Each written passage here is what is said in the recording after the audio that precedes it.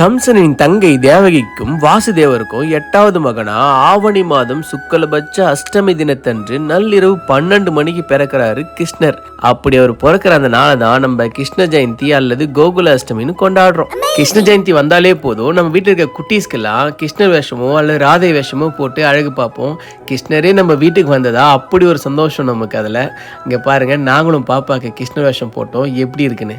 அரிசி மாவுல காலை நினைச்சு வீட்டுக்கு வெளியில இருந்து வீட்டோட பூஜை ரூம் வரைக்கும் நடக்க விட்டு அழகு பார்ப்போம். கோகுலத்தில் யசோதையிடம் வளர்ந்த கண்ணர் ஒரு வெண்ணெய் பிரியர்.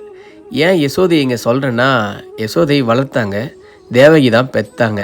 ஸோ அந்த டவுட் நிறைய பேருக்கு இருக்கும். அதனால தான் வெண்ணெய் மட்டும் இல்லாமல் அவருக்கு பிடிச்ச முறுக்கு, சீடை, எல்லடன்னு எல்லாத்தையும் வச்சு படைச்சி எங்கள் வீட்டு கிருஷ்ணருக்கு கொடுத்தோம். இங்கே பாருங்கள் எப்படி உட்காந்து சும்மா குமரு கட்டு கட்டுறாருன்னு.